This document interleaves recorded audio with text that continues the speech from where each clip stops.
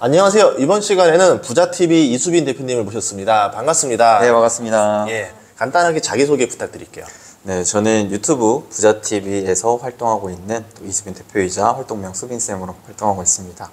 여러분들께 많이 부족하지만 같이 공부한다는 느낌으로 제가 최대한 투자 관련 공부한 내용들 아낌없이 영상으로 나눠드리고 있으니까 공부에 관심 많으신 분들은 한번 놀러와 주셔서 감사할 것 같습니다. 투자에 대한 스토리 좀 듣고 싶은데, 그럼 투자를 시작한 게 언제쯤이에요? 저는 10년 좀 넘었어요. 20대 초반부터 시작해가지고 이게 사실 시작한 계기가 좀 심상치 않긴 해요. 저는 솔직히 어렸을 때부터 아버지가 사업을 하면서 사업 자체가 이게 굴곡이 심하잖아요. 사실 태어난 이후로부터 그렇게 부족함 없이 자랐긴 했는데 한순간 요거를 경험하니까 그때 야 이거 돈 때문에 내가 할 수 있는 것들을 못하게 되는구나. 내가 평소에 누렸던 것들도 못하게 되는구나. 이거 자꾸 쫓겨 사는구나 라고 생각이 든 순간부터는 이거 안 되겠다. 경제적인 자유를 누려야겠다 싶어서 원래 제가 어렸을 때부터 책을 좋아했는데 그때부터는 더 투자, 자기계발, 재테크 이런 책을 엄청 읽었던 것 같아요. 그래서 어렴풋이 저런 워렌 버핏과 같은 투자 대가의 삶을 살고 싶다. 왜냐하면 너무 삶이 여유로워 보이잖아요. 아침에 일어나서 뭐 그냥 커피 한 잔 탁 하면서 뉴스 쫙 읽고 세계의 흐름을 한번 싹 본 다음에 성공한 사람들과 식사하고 얘기하고 네. 뭔가 삶이 쫓기는 듯한 느낌이 아닌 거예요. 저번 3월 달에 제일 멋있었던 게 은행 대표들이 오마하로 비행기 타고 다 왔잖아요. 전용기 타고 다 몰렸었잖아요. 네. 아니 저 너무 부러운 거예요. 직접 보셨잖아요. 근데 한 번쯤은 가는 걸 추천하지 않으세요? 정신적인 충격이 왔습니다. BTS. 그러니까 그때 가시고 뭔가 새로운 세상을 또 깨우치고 오신 듯한 느낌을 받았어요. 그때 갔다 오고 나서 투자 전략 바꿨어요. 네, 진짜로. 네. 그러니까 확실히 세상을 아는 게 중요한 것 같은데 그래서 저는 그런 삶을 되게 꿈꿨거든요. 어렴풋이 꿈꿨는데 사실 투자도 돈이 있어야 할 수 있는 거잖아요. 최소한의 자금은. 근데 그게 없었어요. 저는 그때 당시에 관심은 있지만 현실적으로 내가 당장 생활비도 쫓겨가는 상황에서 뭘 하느냐. 내가 아르바이트해서 지금 가정에 보탬이 돼야 되는데 그런 상황 속에서 내가 투자는 아예 생각을 못 했었다가 갑자기 어머니가 저를 따로 불러내서 통장 하나를 쥐어주시는 거예요. 오. 그때 어려웠는데 네. 그러면서 약간 무겁게 말을 건네시는 게 아들아 이게 원래 너의 결혼 자금으로 매달 적금을 들던 건데 이제는 더 못 들 것 같다. 현실적으로. 그래서 앞으로는 너가 요거를 가지고 너가 한번 불려봐라. 너가 너의 결혼 자금 한번 너 스스로 만들어봐라. 했던 게 딱 800만 원이에요. 네. 소중한 자본이다. 너무 소중했어요. 이거는 그 어머니의 표정을 봤을 때 이건 내가 절대 잃어버리지 않아야 되는 돈이었어요. 그치. 그때부터 이거를 한 푼이라도 단 100원이라도 잃고 싶지가 않은 거예요. 잃고 싶지 않고 불리고 싶은 마음에 공부를 본격적으로 시작했죠. 관심만 가지다가 내가 이거를 무조건 불려야겠다라는 마음으로 주식 투자를 본격적으로 공부를 한 거죠. 책도 사고 그리고 이제 사실 그때 당시만 하더라도 유튜브가 이렇게 막 활성화될 때가 아니라서 그때는 여기저기 막 찾아다녔던 것 같아요. 투자 잘하는 사람들 어떻게 매매하는지 다 찾으러 다니고 그래서 어떻게 해서든 저는 그런 마인드가 있어요. 어렸을 때부터 성공한 사람 옆에 있으면 성공한다. 그거를 내가 100%는 아니더라도 좀 보고 배우고 따라하면은 나도 성공한 사람의 반열에 오르겠다라는 게 있어서 투자도 그렇게 시작했던 것 같아요. 잘하는 사람들 옆에 계속 붙으려고 하고 옆에 배우고 온라인 상에서도 제가 또 좋았던 게 카카오증권에서 초기에 그걸 했었어요. 수익률 대회를 했어요. 자체적으로. 근데 그 상위 몇 명의 사람들의 포트폴리오와 매수 매도 타점을 내가 공짜로 베타 버전이었기 때문에 볼 수가 있었거든요. 그걸 보면서 계속 공부했어요. 이 사람은 어디에서 사고 어떤 종목을 사고 언제 파는지. 그렇게 본격적으로 주식 투자를 하게 됐던 것 같아요. 투자는 저는 그렇게 생각해요. 영원한 승자도 영원한 패자도 없다. 절대 고수도 없고 절대 패자도 없다. 그래서 사실 정답이 없는 세계이기 때문에 더 그런 것 같아요. 너랑 나랑 딱 맞짱 떠서 1대1로 붙자 이것도 아니고 그냥 내가 관심 있고 내가 잘하는 분야에서 성과만 내면 되는 거니까. 그래서 저는 투자에 있어서는 나도 충분히 부자가 될 수 있겠다라고 생각을 해서 되게 진취적인 마음을 갖고 시작했던 것 같아요. 그럼 투자 어떤 거 하신 거예요? 시작할 때? 시작했을 때는 네. 사실 투자 대가들의 책을 먼저 봤다 보니까 가치 투자로 시작했죠. 예. 근데 현실적으로 우리나라에서 안 되는 것 같더라고요. 현실적으로 봤을 때 제가 진짜 한 1년 이상 해봤는데 네. 재미가 없는 거예요. 성과가 안 나는 것 같은 거예요. 나는 왜냐하면 당장 이 800만 원을 불려야 되는데 이게 가치 투자해서 5년, 10년 뒤에 불어날 수는 있겠죠. 한 근데 2천만 원도 있겠죠. 뭔가 당장에 이게 내가 결혼 자금 마련해야 한다고 아. 하는데 이게 뭔가 안 보인다. 그래서 그때 이제 국내 기준에서 투자를 잘하는 사람들의 매매법을 보니까 거의 대부분이 단기 매매, 그 다음에 테마주 매매 이런 것들 많이 하더라고요. 그러니까 시성이 있는 종목군들을 공략을 하더라고요. 그래서 그걸 위주로 제가 많이 좀 시작을 했었던 것 같아요. 근데 그게 정말 양날의 검이더라고요. 해보니까 벌 때는 잘 벌리는데 한번 엇박자 타면 크게 잃는 것도 맞기 때문에 최근에 초전도체 관련주만 보더라도 올라갈 때는 한순간에 상한가 점상 이렇게 가는데 반대로 하루 만에 또 점한가 가버리잖아요. 그쵸. 제가 그걸 언제 깨달았냐면 군대 가기 전에 내가 이 주식 딱 묻어놓고 제대하고 나면은 한 두세 배 불어나지 않을까 싶어갖고 군대 딱 갔는데 군대 안에서는 그때 당시엔 핸드폰이 안 되니까 매매를 할 수가 없잖아요. 갑자기 막 상한가 탁탁탁 찌다가 야 됐다. 오. 야 내가 원했던 시나리오가 그려졌다 해서 야, 다음 휴가 때 내가 이거 전략 매도 해가지고 또 한번 챙겨야겠다 싶었는데 휴가 날이 다가오는 순간에 계속 얘가 갑자기 한가를 가는 거야. 근데 그때 딱 이슈가 탔었던 거였어요. 그래서 그런 종목들이 한 두세 개가 있었어요. 그러니까 그때 깨우친 거죠. 이게 내가 매일마다 볼 수 있는 상황이 아니면 할 수가 없는 영역이구나. 그래서 전략을 또 바꿨죠. 그래서 제가 사실 투자를 엄청 많이 이런저런 방법들을 많이 해봤는데 결국에 도달한 지점은 이건 시장도 내가 감히 예측할 만한 수준이 아니고 결국에는 돈의 흐름에 있어서 돈의 흐름이 몰리는 유망한 산업의 대장주를 차분히 사모으고 이거를 가지고 구조적인 성장주는 결국에는 탄탄하게 상승하니까 이거를 가지고 계속 2배, 3배 노려먹는 투자를 해야 되겠다라는 생각으로 좀 정착을 했어요.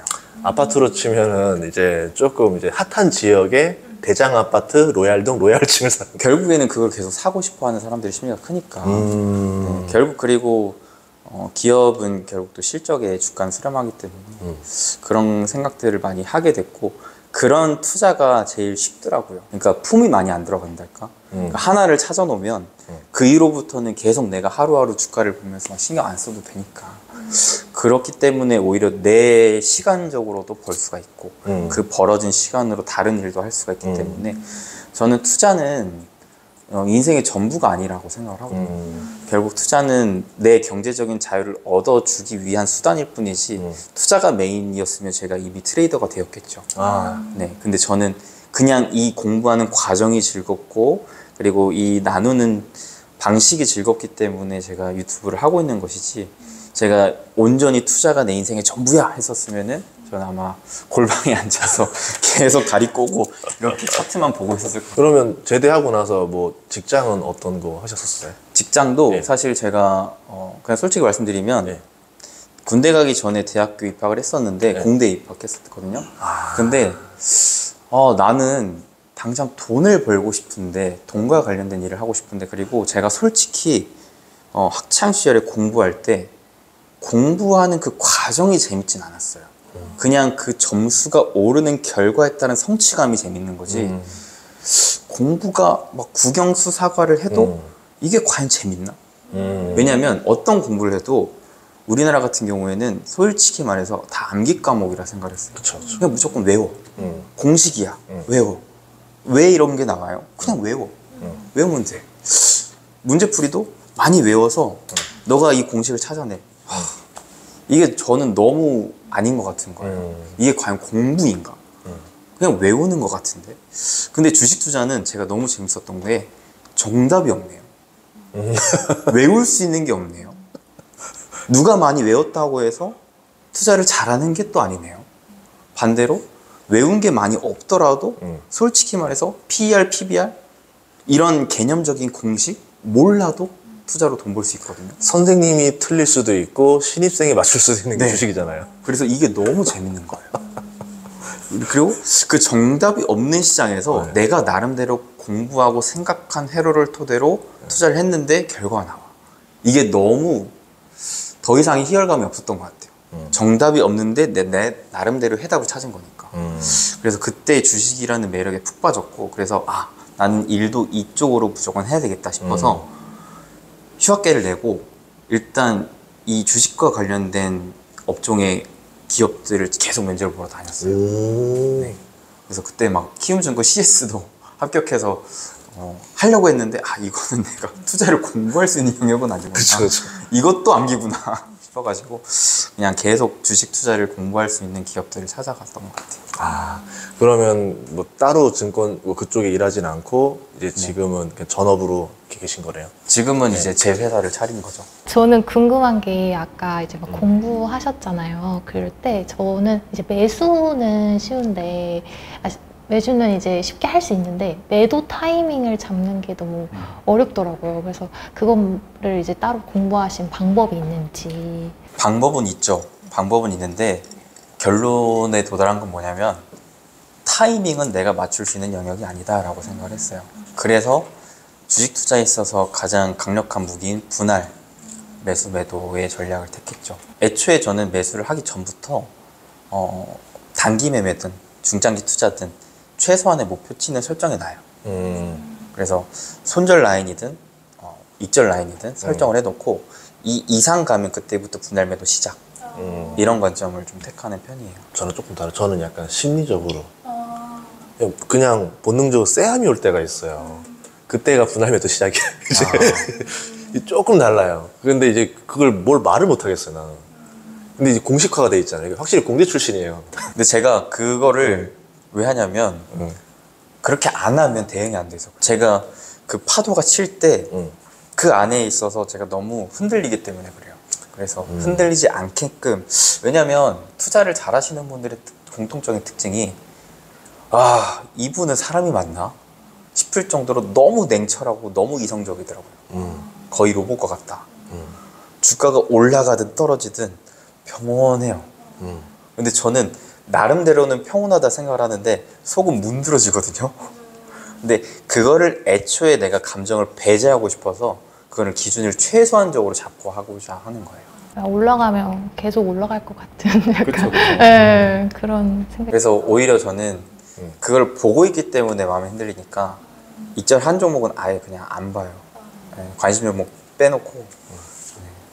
그럼 투자 종목을 뭐 한 번에 여러 개 하는 편이에요? 좀 조금만 하는 편이에요? 저는 제가 감당 가능한 만큼만 해요.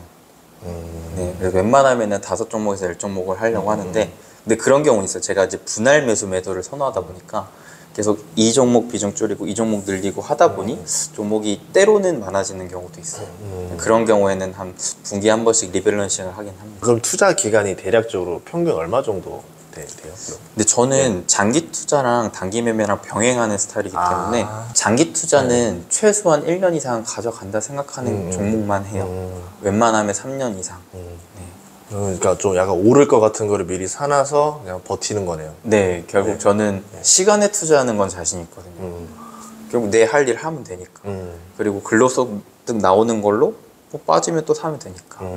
그래서 사실 젊은 사람들은 근로소득이라는 게 있기 때문에 저는 오히려 투자에 있어서 더 장점이 있다고 봐요. 사업을 시작하게 된 계기가 이제 입사를 이렇게 지원하다가 네. 이제 어떤 계기가 있었는지 또 궁금하거든요. 저는 솔직히 사업에 있어서는 생각을 안 했어요. 왜냐면 이게 가정 환경이라는 게 참 중요하잖아요. 가정 환경에서 저희 아버지가 사업을 그냥 고공행진만 했었다면 저도 사업가의 꿈을 키웠겠지만 이거를 보다 보니까 사업하면 가족이 너무 힘들어지구나 라는 걸 느껴서 나는 안정적인 직업을 해야 되겠다라고 생각을 했어요. 근데 현실적으로 내가 하고 싶은 일을 내가 책임지면서 하기 위해서는 사업을 해야 되겠더라고요. 그래서 누군가의 밑에 있다 보니까 자꾸 내가 하고 싶지 않은 방향성의 일들을 자꾸 하면서 내가 책임을 져야 되는 일들이 자꾸 나오다 보니까 그게 스트레스가 너무 심하더라고요. 그리고 마음을 바꿔먹은 게 솔직히 모든 사람들이 다 똑같은 생각과 환경에 놓여져 있지는 않잖아요. 사업을 할 때 내가 아빠처럼 되지 말라는 법도 없다. 그냥 내가 잘하면 되지 않을까? 나는 일에 몰빵만 하지 않겠다. 나는 가족도 신경 쓰겠다. 그래서 요즘 솔직히 사업을 했지만 일에 올인하고 있진 않아요. 오히려 약간 내 스스로의 건강과 내 삶도 챙겨가면서 하고 있어요. 그게 또 사업의 장점인 것 같아요. 내가 하고 싶은 대로 할 수 있는. 그러면 좀 투자로 해서 좀 성과를 어느 정도 냈었는지 좀 알 수 있어요? 솔직히 투자로 성과는 명확하게 얼마에서 얼마로 바뀌었다라고 얘기를 할 수가 없겠는 게 근로소득이 계속 추가되다 보니까. 그치. 예. 근데 그냥 딱 결론만 얘기하면 800만 원으로 시작한 자산이 그래도 억대 자산으로 불어난 거니까 그런 거에 있어서는 제가 투자로 실패를 하진 않은 것 같다는 생각을 해요. 그쵸. 뭐 근로소득이라는 게 뭐 거의 다 정해져 있는 네. 거고, 이걸 어쨌든 그 정도 불어났다라는 거는 우리가 보통 꿈꾸는 네. 보통 다들 그 정도 있어야 내가 좀 집도 살 수 있고 전세도 얻을 수 있고 서울에 내 집 마련하는 게 꿈이잖아요.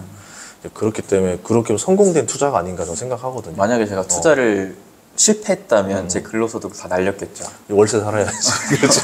마지막으로 혹시 사회 초년생 그리고 투자를 시작하는 이제 초기의 분들에게 이제 뭐 응원의 메시지나 혹시 조언 같은 거 한마디 부탁드리겠습니다. 저는 솔직히 투자는 과거를 보고 하는 건 아니잖아요. 현재에서 미래를 보고 하는 거기 때문에 이게 제가 아직까지도 부모님한테 듣는 말이 있어요. 주식 투자는 위험하다, 일단. 그리고 부동산 불패시나. 근데 저는 시대가 바뀌었는데 왜 계속 저런 얘기를 하시지라고 싶어요. 과거에 이제 투자를 해서 돈을 많이 버셨던 분들은 투자도 아니죠. 과거에는 금리가 너무 높았으니까 상대적으로 내가 근로소득을 그냥 은행에다 차분히 묻어만 놔도 알아서 자산이 증식되는 시대였고, 그런 증식된 자산을 레버리지를 끼고 부동산 투자하면 그래도 웬만치 돈이 불어났던 시대라고 저는 생각을 했는데. 그쵸. 전문직에 예금만 잘해도 부자 됐었잖아요. 그렇죠. 예. 근데 저는 지금은 분명 아니라고 생각하거든요. 지금은 금리도 물론 최근에 높아졌다 한들 낮다고 보고, 그 다음에 물가 상승률 자체도 원체 계속 높고, 과연 투자를 안 할 수 있는 시대인가 싶은 거죠. 그러니까 투자를 어쩔 수 없이 해야 하는 시대라고 저는 생각을 해요. 젊은 이들 입장에서 봤을 때는 이거는 우리가 살기 위해서. 제가 친동생이 2명 있는데 2명한테 똑같은 얘기를 하거든요. 왜냐면 이들이 원래 투자에 대한 관심이 아예 없었어요. 근데 제가 얘들아, 우리 살기 위해서 투자해야 된다. 너네 나중에 결혼하고 살려면 투자 무조건 해야 된다. 내가 알려줄 테니까 해라. 그래서 무조건 일단 하게 만들었어요. 그리고 동시에 했던 게, 제가 800만 원을 절대 잃지 않으려고 하는 생각을 먼저 가졌던 거였잖아요. 근데 요즘 친구들은 이 돈을 너무 쉽게 생각하는 것 같아요. 이게 내가 벌 수 있을 만한 목표치의 한도를 너무 높게 잡아놓고 반대로 내가 잃을 수 있는 생각은 아예 안 하는 것 같아요. 그러니까 잃으면은 뒤가 없고, 그렇기 때문에 계속 뭔가 삶을 놓아버리는. 그래서 오히려 욜로라는 게 생기고 자꾸 돈을 모으는 게 아니라 써버리는데 신경을 많이 쓰고 있는 것 같은데, 그게 조금 솔직히 마음적으로는 속상하고 안타까워요. 제 친한 지인이나 동생들이었으면은 저는 좀 많이 잔소리했을 것 같아요. 네. 왜냐하면 우리의 평균 연령은 지금 거의 100세의 시대이기 때문에 그렇고 나서 나중에 어떻게 살 거냐라는 거죠. 은퇴의 시기는 점점 앞당겨져 오는데. 그래서 앞으로 우리의 인생사를 볼 때 있어서 내 돈을 좀 소중히 다뤄주시고, 이 돈을 토대로 투자를 그래도 안 할 수가 없는 시대 속에서 투자를 잘 하기 위한 공부를 우선 하셨으면 좋겠다라고 좀 말씀드리고 싶네요. 그렇게 하기 위해서는 부자TV를 시청해라. 그쵸? 저는 그 채널도 너무 기대하는데 구독과 좋아요를 눌러라. 예. 제가 노력하겠습니다. 2부에서는 이제 이수빈 대표님의 이제 투자 이야기를 들어볼 테니까 여러분들도 구독과 시청 계속 바라겠습니다. 감사합니다. 네, 이번 시간에는 좀 돈이 되는 이야기를 들어볼 건데, 우리가 어떤 게 지금 주도주일까 좀 궁금하거든요. 좀 찾는 노하우나 이런 게 있어요? 저는 어차피 주식 투자도 돈을 증식시키려고 하는 거고, 투자도 어찌됐든 투자를 하려고 하는 사람들이 모여야 주식시장도 올라가고 기업 주가도 올라간다고 생각을 해서 저는 투자를 할 때 가장 중요한 포인트로 생각하는 건 결국 돈의 흐름이라고 봐요. 전 세계적으로 돈의 흐름이 어디에서 어디로 이동되는가, 그리고 기업을 놓고 봤을 때 그 돈의 흐름에 따라서 과연 이 기업이 이 돈을 쓸어 갈 수 있는 기업인가 라는 것들을 좀 많이 보는 편이에요.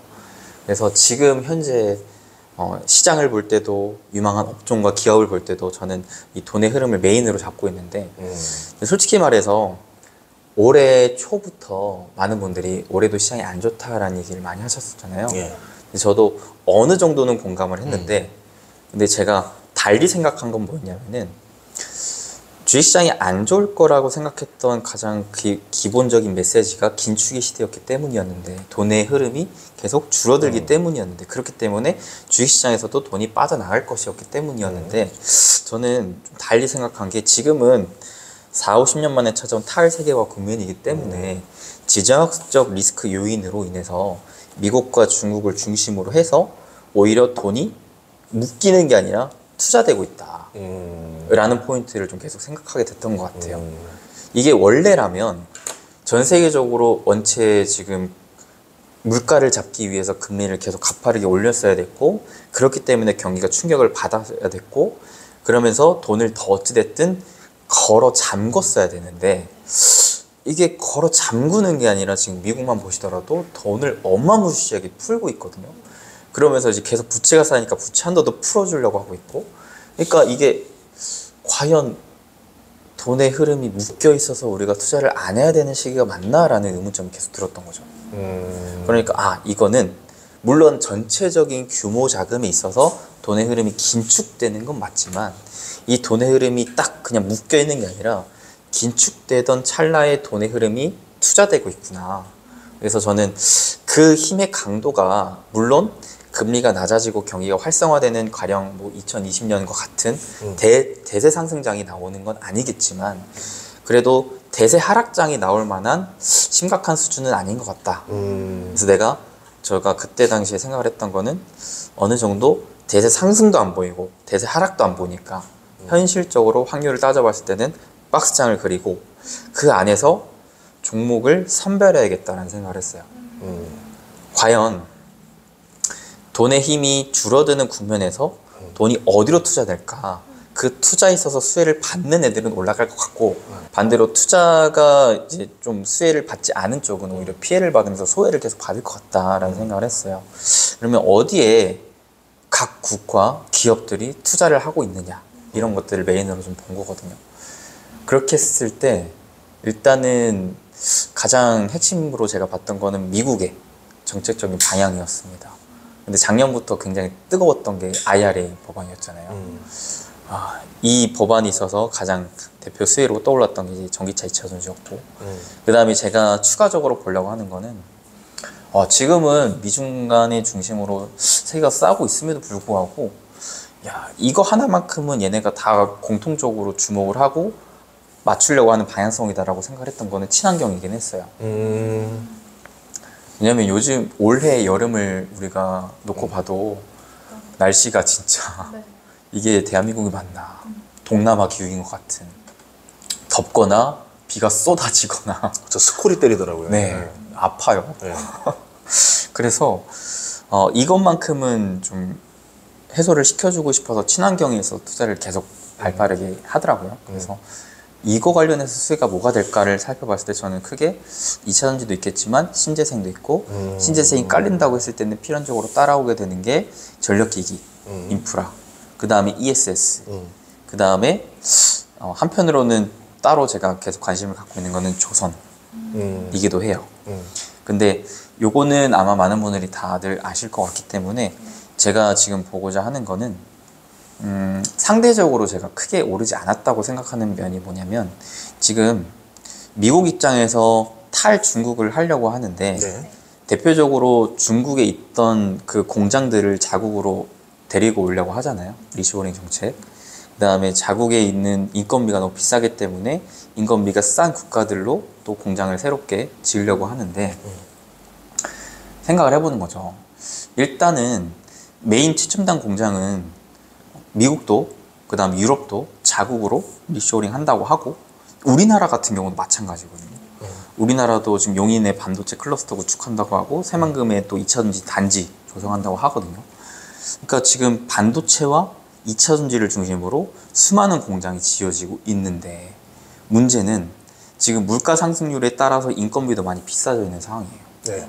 그럼 기업들 입장에서 가뜩이나 고금리인데 내가 새롭게 공장을 증설하고 여기에 투자를 하는 비용도 부담스러운데 이 공장을 완공하고 나서 사람을 쓰는 것도 부담스러워. 이 비용을 어떻게든 절감시키고 싶지 않을까요? 라는 생각을 가졌죠. 그런데 그 절감을 시키기 위해서 그러면 기업들이 할 수 있는 건 뭘까? 결국 로봇과 AI를 통한 스마트 팩토리겠다. 공장 자동화하겠다라고 생각을 했어요. 실제로 국내 삼성전자가 레인보우 로보틱스에 지분 투자를 했고, 그 다음에 최근에도 보면은 제가 올해에는 로봇 기업 중에도 유진 로봇을 되게 많이 관심을 갖고 있었는데, 얘가 최근에 거의 단기간에 100% 이상 급등을 했거든요. 왜 했냐면 LG U+가 LG라는 그룹이 로보스타와 로보티즈라는 기업에 지분 투자를 했음에도 불구하고 유진 로봇과 협업을 한다고 그랬어요. 그러니까 지금 국내 대기업들의 라인업들을 다 보면은 삼성, SK, 그다음에 LG, 그다음에 두산, 그다음에 현대차, 네. 다수의 대기업들이 로봇에 투자를 안 하는 기업들이 없어요. 심지어는 이거를 더 많이 하고 있어요. 더 늘리고 있어요. 그러니까 이거를 본 거죠. 기업들이 왜 이렇게까지 로봇에 투자를 하는 건가? 어쩔 수 없는 이건 선택이다. 가뜩이나 우리나라는 기존에 제조 강국이었는데, 공장 들어가서 일하고 싶으세요? 들어가서 일하고 싶으세요? 지금 사람이 없잖아요. 네. 일하려고 하는 젊은 친구들이 없어요. 외국인이 와서 월 700 받아가더라고요. 외국인 노동자들을 많이 쓰고 있는데, 근데 문제는 외국인 노동자들 쓰면 특히나 반도체 2차전지 같은 경우에 기술 유출에 대한 리스크가 있단 말이에요. 그래서 어떻게 해서든 최대한 리스크가 없고, 그 다음에 인건비보다도 훨씬 요즘은 저렴하게 나와요, 로봇이. 월 렌탈료 내면서. 그 다음에 24시간 일하니까 업무적인 효율성도 좋고 해서 로봇을 투자하는 기업들이 많아지고 있기 때문에 저는 이런 포인트를 계속 눈여겨보고 있어요. 그래서 사실 이따가 또 얘기하긴 하겠지만, 저는 돈의 흐름에 있어서 가장 중요하게 생각하는 큰 축이 두 개가 있는데, 하나는 그 돈의 흐름을 잡아주는 방향성을 정부가 정책적으로 잡아준다고 생각하고, 그 다음에 그 잡아준 정책적인 방향성대로 기업들이 대규모 자금을 쏟아 붓는다 생각하거든요. 그래서 첫 번째는 정부의 정책을 보고, 두 번째는 대기업들의 투자 움직임을 보고자 하는데, 지금 전 세계적으로 미국과 유럽과 우리나라뿐만 아니라 거의 대다수의 국가들이 이 공장을 새롭게 증설하려고 하는 어찌 보면은 리쇼어링과 그 다음에 니어쇼어링 정책적인 방향성이 있어서 로봇이 분명 크게 수혜를 받을 수 있는 영역으로 자리 잡았고, 국내에 있어서도 로봇을, 이게 또 하나가 투자 포인트가 있는 게, 우리나라는 대통령이 5년제잖아요. 근데 대통령에 있어서 투자에 있어서는 사실 정부 정책이 굉장히 중요한데, 정부 정책이 구체화되는 시기가 있어요. 이게 보통 2년차, 3년차거든요. 1년차 때는 기존 정부의 그런 해왔었던 것들을 답습하고 또 칠 건 치고 이런 것들을 좀 정리하는 단계라고 생각하고, 2년차 때부터 나는 이대로 갈 거야 라고 하는 로드맵을 발표를 하고, 그게 이제 구체화되는 게 2년차, 3년차인데, 그래서 보통 2, 3년차 때 정부 정책 수혜주가 굉장히 강한 흐름을 보여줘요. 그래서 올해도 보시면은 윤석열 정부가 어떠한 정책적인 방향성을 보여줬냐면 신성장 4.0 이란 정책적인 방향성을 보여줬고, 그에 따른 수혜주를 한번 쫙 뽑아보시면은 그 업종들이 다 강했다라는 것을 깨달을 수가 있어요. 근데 중요한 건 대다수의 수혜 업종들에 있어서 구체적인 그 전략 방향성을 잡아줬는데 아직 로봇은 잡히지가 않았어요. 그래서 기대를 하고 있는 게 하반기 중에 이런 방향성이 구체적으로 나오지 않을까라고 생각을 해요. 그게 나온다면 로봇에 있어서도 대기업들이 투자를 하는 방향성이 더 강해질 수가 있고 좀 더 집약적으로 나올 수가 있겠다라고 좀 생각을 해서 로봇 쪽에 계속 저는 주목을 하고 있는 상태이고, 이런 흐름은 저는 내년까지도 좀 바라보려고 하고 있는 상황입니다. 그러면은 지금도 올랐지만 앞으로도 더 좋을 수 있다 이렇게 보는 거네요. 네. 레인보우 로보틱스 보면은 사람들이 너무 많이 올랐다 했는데 최근에 삼성전자가 처음으로 레인보우 로보틱스와 협업한 로봇8을 처음으로 전시를 내세우고 나서 네, 이때 갑자기 신고가를 뚫었거든요. 그게 사람들은 이제는 기대감이 아닌 실체를 보고 싶어 했고 실체가 나왔기 때문에 앞으로 추가적으로 삼성전자가 그리는 뉴삼성으로 향하는 과정에서 레인보우 로보틱스가 큰 축으로 자리 잡겠구나라고 하는 것들을 이제 확인받은 것 같아요.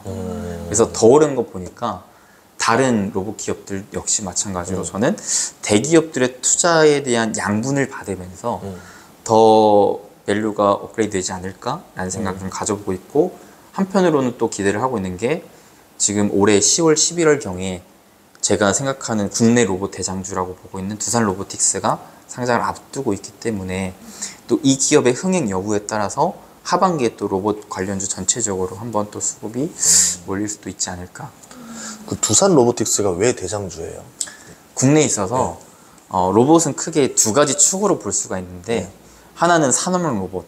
산업용 로봇은 쉽게 말해서 뭐 제조 공장에서 업무가 진행되는 단순 반복 업무들을 로봇이 대체해주는, 즉 로봇의 팔 역할을 하는 것들을 이제 산업 로봇이라고 하고, 그 반대로 서비스형 로봇, 얘는 지가 혼자 스스로 보고 판단하고 생각까지 할 수 있는 그러니까 저는 이렇게 표현을 해요. 산업용 로봇은 사람의 팔과 다리를 대체하는 로봇, 서비스형 로봇은 사람의 눈과 뇌까지도 대체할 수 있는 로봇이라고 생각을 하는데, 지금까지는 로봇의 기술적인 역량도 그렇고 아무래도 팔을 대체하는 것보다도 눈과 뇌를 대체하려면 더 고성능의 부품들이 들어가야 되기 때문에 로봇이 비싸단 말이에요. 비싸니까 상용화가 더 늦게 되죠. 그래서 지금까지는 산업용 로봇 시장 위주로 발빠르게 성장해왔어요. 특히나 지금 로봇이 필요한 기업들이 제조기업들이기 때문에 제조기업들이 필요한 산업 로봇 위주로 많이 커왔는데, 산업 로봇도 이제 한 차례 진화된 게 협동 로봇이거든요. 좀 더 컴팩트해지고 사람 옆에서 바리게이트를 치지 않은 채 바로 내가 사람 입장에서 필요한 업무들을 즉각적으로 입력하고 수행할 수 있는 로봇인데, 글로벌리하게 이 협동 로봇에 있어서 5손가락 안에 드는 기업이 두산 로보틱스고 국내 압도적인 1위 기업이기 때문에 제가 로봇 대장주는 두산 로보틱스라고 표현을 하는 거예요. 또 상장하면 또 한창 또 로봇 쪽 전체적으로 또 바람이 불 수도 있는 거 아니에요? 네, 그러면. 저는 그리고 개인적으로 두산 로보틱스의 공모가가 너무 거품이 끼지만 않는다면 개인적으로 청약도 노리고 있는 상황입니다. AI는 어떻게 생각하세요? 그러니까 AI도 저는 이렇게 봐요. 지금 결국 기업들이 어디에 돈을 쓸까를 생각해 봤을 때 이게 사람을 결국 대체해야 되는 방향성을 보고 가는 거거든요. 근데 로봇도 저는 이렇게 봐요. 로봇은 사람의 육체를 대신하기 위함, AI는 사람의 정신을 대신하기 위함, 정신적인 노동을 대신하기 위함. 오히려 요즘에 보면 한 사람이 정신적으로 컴퓨터에 앉아서 업무를 하는 일의 효율 대비 AI가 하는 게 훨씬 더 효율적이라고 합니다. 훨씬 더. 이거를 사람들이 잘 쓸 줄 몰라서 그렇지, 쓸 수만 있으면, 저는 솔직히 유튜브를 하는 입장에서 저희 편집자들한테도 AI 프로그램 웬만하면 다 써보세요라고 하거든요. 제가 결제해드릴 테니까 다 써보세요. 실제로 저희 썸네일 배경 이미지 AI 프로그램으로 해요.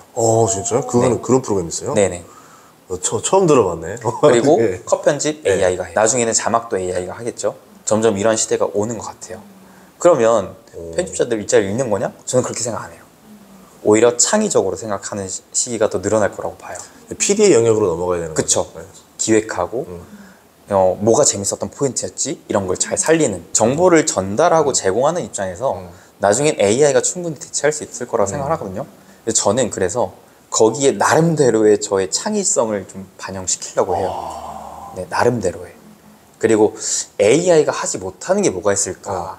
AI는 단순히 정보를, 예를 들어 1에서 10이 있다면은 1, 2, 3, 4, 5, 6, 7, 8, 9, 10 이렇게 따라다다다다다 나한테 전달하는 용도로 쓰여지지, 이거를 내가 나한테 맞춤형으로 내가 이해하기 쉽게끔 알려주는 강사는 아니거든요. 저는 그래서 그 수많은 정보를 어떻게 하면 여러분들이 쉽게 받아들일 수 있을까 이런 것들을 제일 많이 고민하게 되는 것 같아요. 저는 바다에 뛰어들고 계곡에 뛰어들고 너도 따라할 수 있냐면서 AI는 바다에 뛰어들면 망가지거든. 재미를 주시는 거죠. 아, 그럼요. 이건 못 따라가거든요. AI가. 그렇죠, 그렇죠. 맞아요. 그래서 AI도 저는 궁극적으로는 결국 사람들이 지금 필요로 하고 있기 때문에 앞으로 특히나 기업들이 필요로 함에 따라서 이렇게 경기가 쉽지 않은 국면 속에서도 유난히 더 투자를 확대하고 있는 분야이기 때문에 장기적으로는 분명 더 성장할 것이다 라고 저는 생각을 해요.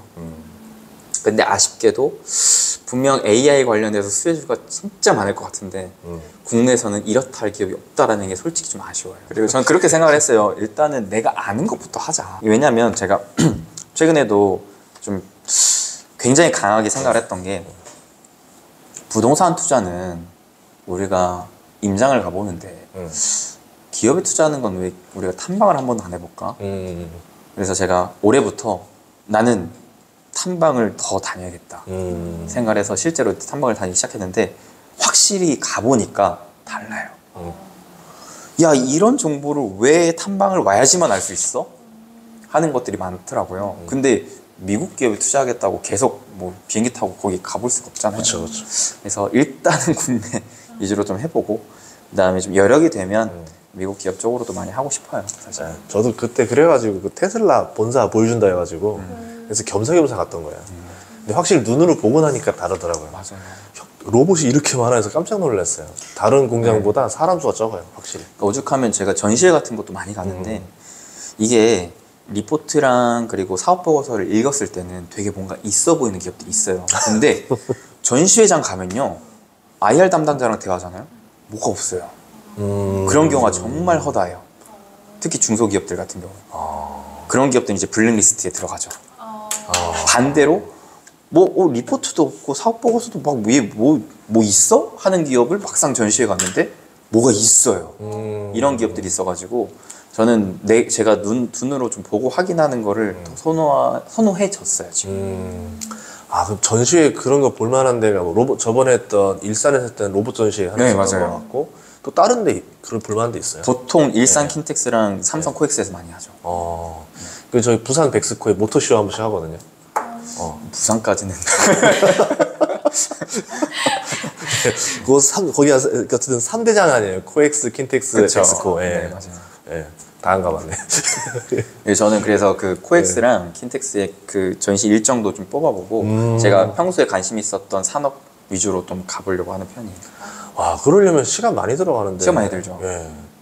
근데 내 소중한 자산 불리려면 그 정도의 투자는 저는 해야 된다고 봐요. 내가 근로소득으로 버는 것보다 훨씬 더 시간 단축할 수 있는 건데. 근데 어떻게 보면은 일일이 내가 하나 찾아서 탐방하느니 그 자리에 만나서 다 한 번에 쳐낼 수 있으니까. 그것도 좋아요. 시간적으로 낭비가 아닐 수도 있겠네요. 네. 특히나 기업 탐방 가는 경우는 그 실질적인 제품 라인들을 잘 안 보여주시거든요. 특히 저희 같은 유튜버들은 촬영이 안 되기 때문에. 이온큐 갔을 때. 네. 잘 안 보여주는 거예요. 네, 안 보여줘요. 그래서 이렇게 카메라 다 끄고 들어와라 해서 했는데 막상 그래도 또 안 보여주는 거예요. 혹시라도 유출될까봐 꺼려가지고. 맞아요. 테슬라 본사에서도 촬영을 못하게 하니까 이거 뽑을 수가 없는 거예요, 영상으로. 안타깝더라고요, 저도. 그래서 전시회는 그런 게 좋아요. 진짜 다 볼 수 있으니까. 2024년에 주도 업종은 무엇라고 보시는지. 아까 이제 잠깐 말씀드렸다시피 제가 돈의 흐름 관점에서 정부 정책이 되게 중요하다고 얘기했잖아요. 네. 근데 그런 흐름을 토대로 봤을 때 올해가 아무래도 윤 정부의 2년 차이기 때문에 굉장히 올해만큼은 정부 정책이 되게 중요하다고 보고 이게 내년까지는 저는 이어질 것 같다고 생각을 해요. 그러니까 통상적으로 봤을 때 지금까지 그러한 흐름이 많이 연출됐었거든요. 그래서 올해 주도주였던 것들이 내년에도 주도주일 가능성이 높다고 봐요. 특히나 탈세계화 움직임이 깨지는 게 아니라면 저는 내년은 더 강해질 것 같다고 생각해요. 왜냐하면 미국도 그래요. 미국도 내년에 대선이 있거든요. 그러면 미국도 분명 내년에 퍼포먼스를 보여줘야 할 시즌이 와요. 바이든 정부 입장에서 봤을 때. 그러면 1차적으로 미국은 우리나라보다 이 투자자들이 훨씬 더 국민 입장에서 많기 때문에 대선을 앞두고 있는데 주식시장 무너뜨린다? 쉽지 않거든요. 그래서 오히려 주식시장을 계속 좋게 유지시켜 주려고 하는 가운데에서 계속 투자로 인해서 뭔가를 이뤄낼 것 같다는 생각을 해요. 그러면 지금 미국이 하려고 하는 정책적인 방향성, 우리나라 정부가 하려고 하는 정책적인 방향성, 그 교집합이 무엇인가, 이런 생각을 좀 가져볼 필요가 있고, 저는 그게 이제 대표적으로는 한 차례 친환경, 그다음에 두 번째는 리쇼어링에 따른 이제 로봇 AI, 그다음에 세 번째는 미중 간에 지금 알게 모르게 되게 또 강하게 싸우고 있는 게 IT 반도체거든요. 그러니까 기술 싸움이기 때문에 IT 반도체에 있어서 반도체는 메인이 될 것 같고, 반도체를 기준으로 해서 새로운 뭔가 유망한 IT 관련 산업이 또 뭐가 떠오를 수가 있겠느냐, 이런 것들을 봐야 되는데, 내년에는 그래도 한 메타버스 조금은 다시 기대를 해볼 수도 있지 않을까? 왜냐면 애플의 비전 프로가 드디어 출시가 되니까. 근데 아직은 사실 상용화 단계는 좀 먼 것 같고, 예. 좀 단기적으로 그냥 수급적인 요인을 봤을 때 네, 그럴 것 같아요. 왜냐면 애플의 비전 프로는 아직 상용화 되기엔 너무 비싸니까 나중에 막 2세대, 3세대 좀 됐을 때는 메타버스도 한번 뭐 AI만큼은 아니겠지만 홍풍을 좀 기대할 수 있지 않을까요? 그 생각을 해봤었어요. 진짜 예전에 제페토 한참 유행했었잖아요. 네. 과거에. 근데 지금 거의 사람도 안 하잖아요. 근데 스마트폰으로 할 때는 이제 무슨 게임기 같은 거예요. 뭐 앞으로 갔다 뒤로 갔다 뭐 점프했다 이러는데 비전 프로로 하면 좀 다르지 않을까 싶은 거예요.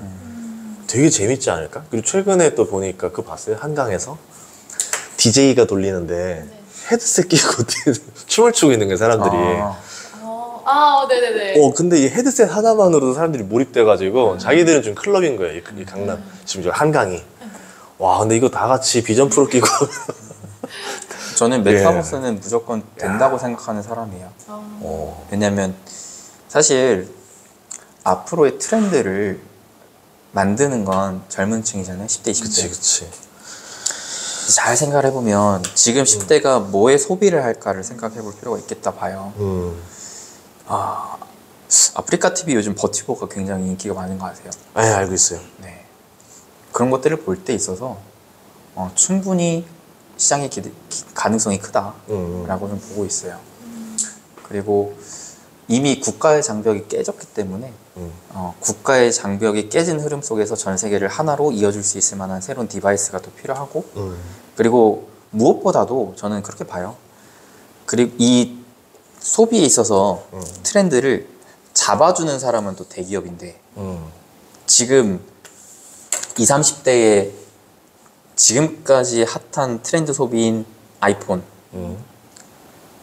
이거를 지금까지 이끌어왔던 애플이 아이폰 다음 후속 주자로 비전 프로를 내세웠다라는 거. 네.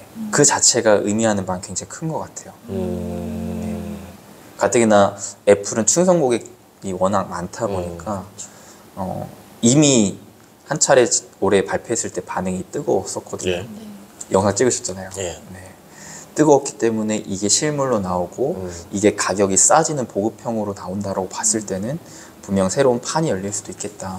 물론 지금은 아니겠죠. 하지만 충분히 5년 안에 그런 흐름이 나오지 않을까요? 그러면 저는 궁금한 게 생활 속에서도 그러면 투자에 대해서 이제 어떤 걸 투자할지 찾아내는 편이신지 궁금합니다. 처음에는 그렇게 했어요. 당연히. 그래서 제가 그 초기에 가장 높은 수익률을 기록했었던 게 해태제가 식품이었거든요. 와, 그거 어떻게 발견해? 그 완전 상장했을 때. 예. 그때 허니버터칩 난리였죠. 완전 난리였잖아요. 그 난리가 보통 난리가 아니었잖아요. 저도 맨날 사고 싶은데 뭐 갔다 하면 없대요. 그러면서 그 밑에 다 꽁쳐놓고 본인이 먹고 있더라고요. 그러면서 그러니까 그때 많이 느꼈던 게 확실히 수요와 공급이 이치다. 공급이 수요를 못 따라가고 수요가 확장되면서 사람들이 사고 싶어 안 달라 있는 곳들에 투자를 하는 게 맞다라는 것들을 많이 생각을 하게 됐고, 그런 것에 있어서는 일상생활 살아갈 때 있어서 사람들이 뭐에 돈을 쓰는지를 계속 면밀하게 보는 편이긴 해요. 근데 제가 사실 밖에 나돌아다니는 걸 별로 선호하는 스타일이 아니다 보니까 극 아이거든요. 사람 많은 걸 별로 안 좋아해서 집안에 있으니까 그걸 못 보잖아요. 그래서 계속 유튜브도 많이 보려고 하고 무엇보다 리포트를 많이 보려고 해요. 뉴스도 많이 보려고 하고. 그래서 저는 그래서 오히려 발품 팔기보다도 눈품 파는 거죠. 네, 많이 보는 거죠. 정보를 많이 보는 거죠. 근데 실제로도 요새 뭐 유튜브나 뭐 아프리카 TV 보고 사람들 구매로 많이 이어지니까 네. 그것도 되게 효과적일 것 같아요. 그렇죠. 요즘에 또 쇼핑, 온라인 쇼핑 더 많이 하니까 네. 그런 측면에 대해서도 생각해 볼 필요가 있는 것 같은데 요새 좀 트렌드가 어떤 거예요? 요새 트렌드요? 예. 뭘 사야 돼요? 저는 요새 사람들이 소비하는 것에 있어서는 투자로 이어지기보다는 좀 사업적으로 이어져야 될 것 같은데요. 사업으로. 네. 카페? 아 진짜요? 저도 그래서 카페 하고 싶거든요. 네. 대표님도 와. 아 나는 2014년부터 홍대에 주저앉아가지고 이렇게 했어요. 20대 1명, 남자 1명, 여자 1명에서 다 거리 조사하고 직접 다 보고 시세 조사하고 나서 할 데가 없어요. 할 데가. 네, 너무 힘들어요. 네. 근데 좀 내 생각에 이색적인 카페인 것 같아요. 그렇죠? 저는 브런치 카페 하고 싶어요. 주 메뉴가 뭡니까 그러면? 팬케이크. 시드니처럼? 근데 일단 뭐 예. 구체적으로 하진 않았고 예. 제 근데 친남동생이 예. 카페에서 일을 5년 10년 하고 있어요. 스타벅스부터 해가서 계속 프랜차이즈 막 돌아다니면서 하고 있는데 그 친구랑 제 동생이니까 근데 카페를 그럼 브런치 카페를 봤다는 거는 어떤 그 뭘 체크하고 나서 하는 거잖아요. 그쵸. 어떻게 된 계기인 줄 알 수 있을까요? 제가 카페를 좋아해요. 가는 거를. 네. 커피가 좋아서이보다도 공간이 좋아서. 네. 저는 일단은 집에 있으면 사람이 뭐랄까 되게 나태해지잖아요. 물론 쉬는 건 좋은데 주말 이틀 있다고 하면 이틀 내내 집에 있으면 다음 한 주가 좀 힘들더라고요. 그래서 어떻게든 나가야 되는데 나갈 때 사람 많은 건 또 싫어요. 조용한 데 카페 가고 싶은데 그래서 조용한 카페를 많이 돌아다니는 편인데 근데 중요한 거는 돌아다니다 보면 사람이 갑자기 많은 게 눈에 보이잖아요. 그리고 그런 생각을 자꾸 하게 되는 거죠. 사람이 많은 카페는 어떠한 특징을 갖고 있지? 요즘에 사람들이 카페를 가는 트렌드는 뭐지? 라고 했을 때 제일 일단은 1차적으로 전 생각하는 게 현재 시점에서의 트렌드는 20대 여성들이 무조건 끌고 간다. 이들이 남자친구 데리고 간다. 그러면 이 트렌드는 어디서 나오지? 인스타그램에서 나온다. 인스타그램에서 핫플레이스 나도 사진 한번 찍어 보겠다고 간다. 그러면 카페를 하더라도 무조건 인스타에 올릴 수 있을 만한 공간을 만들어야 되고 그런 상품을 만들어야 된다. 맛은 기본 베이스고 라는 생각을 했고 그 다음에 트렌드로 봤을 때 저는 뭐 이런 얘기까지 할 줄은 몰랐는데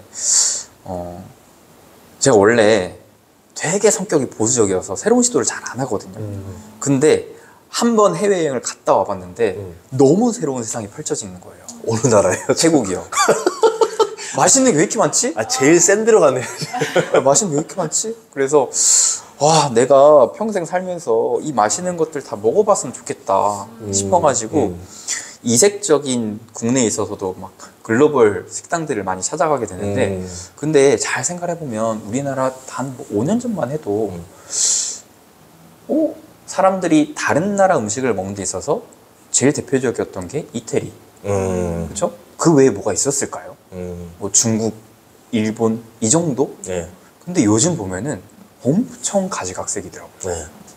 막 스페인, 멕시코 막 말할 것도 없어요. 태국, 대만, 막 인도 엄청 많은데 중요한 건 거기마다 다 잘 돼요. 여기서 하나 딱 느꼈던 게 아까 메타버스 얘기하면서 국가의 장벽이 깨졌다 지금.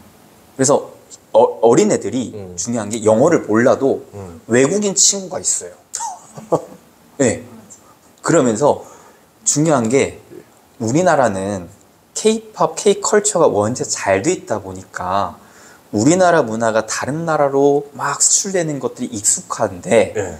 중요한 건 그 다른 나라들 입장에서 봤을 때 그리고 우리나라 입장에서 봤을 때도 다른 나라의 그런 문화들을 계속 들어오고 있다라는 거예요. 들어오고 있다.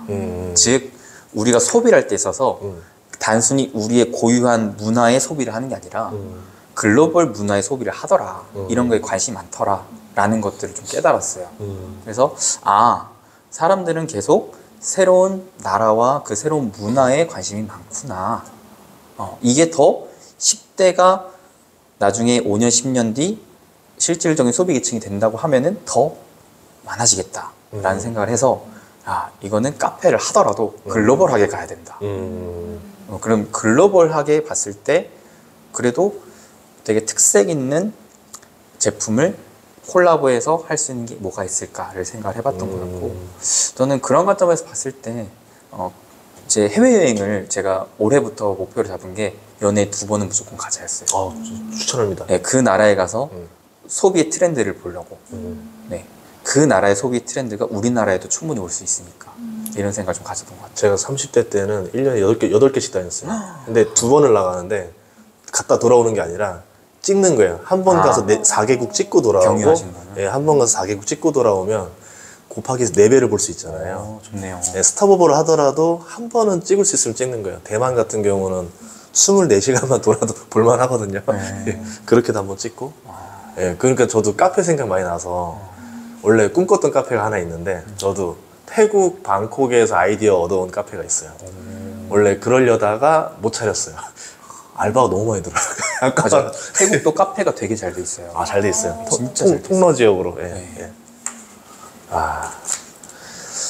알겠습니다. 그래서 카페를 차리시겠다. 팬케이크를 한 이유가 있어요. 팬케이크 글로벌적인가? 그거는 그냥 제가 좋아서. 아니 지금 되게 뭔가 막 분석적이고 소비자 얘기하다가 갑자기 내가 좋아서 팬케이크. 아니 유튜브도 시청자분들이 좋아하는 것만 할 수는 없잖아요. 내가 좋아하는 것도 해야죠. 이렇게 내가 하고 싶은 성취감을 하나씩 이뤄가는 거구나. 그렇죠. 잘 배워갑니다. 저는 내 인생의 주체는 난데 내가 좋은 거, 내가 행복한 거 하고 싶어요. 근데 그게 대중이 원하는 거랑 믹스되면 더할 나위 없겠다. 그렇죠. 그래서 팬케이크를 글로벌리 어떻게 하면 콜라보해서 잘 사람들에게 신선함을 줄 수 있을까. 그리고 소비 트렌드가 당장 내가 필요한 게 아니라 내가 가지지 못한 새로운 가치관을 얻기 위한 소비에는 돈을 아끼지 않더라고요, 사람들이. 오마카세만 보더라도. 네. 그런 걸 봤을 때 그렇게 우리나라에서 손쉽게 볼 수 없는 매장을 열어서 그에 맞는 가치 평가를 좀 받는다면은 비용적으로 있더라도 그만큼 퀄리티가 나온다면 공간적으로도 여러 좀 측면으로도 잘 될 수 있지 않을까. 그러니까요. 인앤아웃 버거 우리나라에 들어왔더니 바로 줄 서서 먹잖아요. 그러니까 어떻게 보면 못 먹어봤으니까 궁금해서 가는 거잖아요. 진짜 맞는 핵심인 것 같아요, 그게. 마지막으로 그러면 주식 투자를 꾸준히, 그리고 꾸준한 성과를 낼 수 있는 방법을 말씀해 주시겠어요? 이거는 딱 지금 시장에 비유해서 얘기하면 될 것 같아요. 네. 최근에 갑자기 테마 장사가 나왔거든요. 그러면서 새로운 이슈 관련주들이 급등락이 엄청 심해지고 있어요. 속히 말해 진짜 롤러코스터를 타는 장사가 나와버렸는데 초전도체 이후에 오늘도 맥신. 근데 이런 흐름이 분명 계속 나오긴 하거든요. 근데 저는 이 말 하나 드리고 싶어요. 여러분들이 이길 수 있는 싸움만 하셔라. 네. 저는 주식 투자가 정답이 없기 때문에 100% 수익이 나지 않는 위험 자산이라고 생각을 해요. 그러면 내가 해야 되는 건 리스크를 줄여야 되는 거잖아요. 워렌 버핏의 제1의 원칙도 돈을 잃지 말라인데 그 자체가 일단 뒤를 막아놓고 앞으로 간다라는 개념이라고 저는 생각하거든요. 제가 처음에 투자를 한 것도 800만 원으로 시작한 것도 이거를 잃지 않기 위한 투자를 생각을 했던 거였는데 많은 분들이 계속 버는 것만 생각을 하신다. 그렇다 보니까 계속 오르는 거에 집착하시고 오르는 거에 따라가신다.